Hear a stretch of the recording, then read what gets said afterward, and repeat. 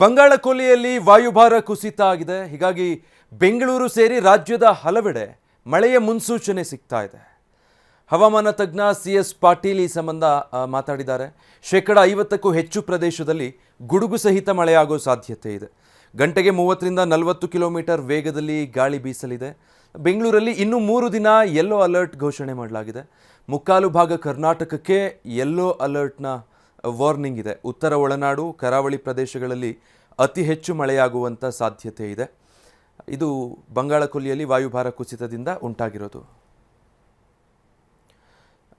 ಇದಕ್ಕೆ ಸಂಬಂಧಪಟ್ಟ ಹಾಗೆ ಹವಾಮಾನ ತಜ್ಞರಾದಂತಹ CS ಪಾಟೀಲ್ ಅವರು ಮಾತಾಡಿದ್ದಾರೆ. ಏನು ಹೇಳಿದ್ದಾರೆ ನೋಡೋಣ.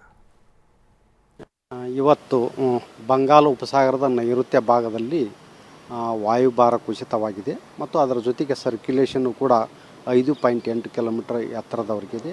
ಇದರ ಪ್ರಭಾವದಿಂದ ಮೇ 15, 16 ಹಾಗೂ 17ರಂದು ಹಲವು ಕಡೆ ಅಂದರೆ 50%ಕ್ಕಿಂತ ಕಡಿಮೆ ಪ್ರದೇಶದಲ್ಲಿ ಹಗುರದಿಂದ ಸಾಧಾರಣವಾಗಿ ಗುಡುಗು ಮಿಂಚು ಸಮೇತವಾಗಿ ಮಳೆಯಾಗುವ ಸಾಧ್ಯತೆಗಳಾದವು.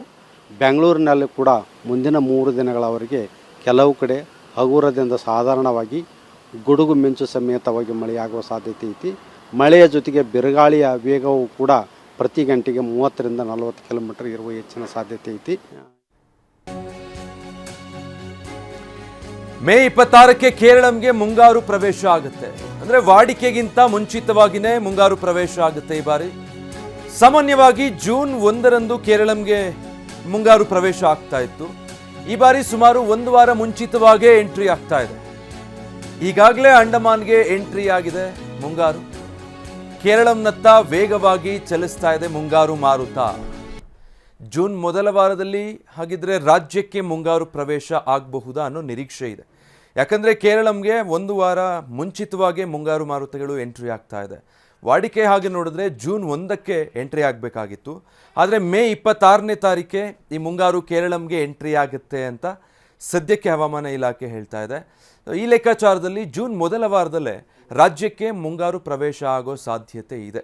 ವಾಡಿಕೆಗಿಂತ 1 ವಾರ ಮುಂಚೆ ಈ ಬಾರಿ ಮುಂಗಾರು ಪ್ರವೇಶ ಆಗುತ್ತೆ ಅನ್ನೋದನ್ನು ಹವಾಮಾನ ಇಲಾಖೆ ಹೇಳ್ತಾ ಇದೆ. ಈಗಾಗಲೇ ಕೇರಳಂ ಕಡೆಗೆ ಮುಂಗಾರು ಮಾರುತಗಳು ಬಹಳ ವೇಗವಾಗಿ ಬರ್ತಾ ಇದೆ. ಮೇ 26ರ ಹೊತ್ತಿಗೆ ಕೇರಳಂ ರಾಜ್ಯವನ್ನು ಮುಂಗಾರು ಮಾರುತಗಳು ಪ್ರವೇಶ ಮಾಡುತ್ತೆ. ಅದಾದ 1 ವಾರದ ಬಳಿಕ ಅಂದರೆ ಜೂನ್ ಮೊದಲ ವಾರದಲ್ಲಿ ರಾಜ್ಯಕ್ಕೆ ಮುಂಗಾರು ಪ್ರವೇಶ ಆಗಬಹುದು.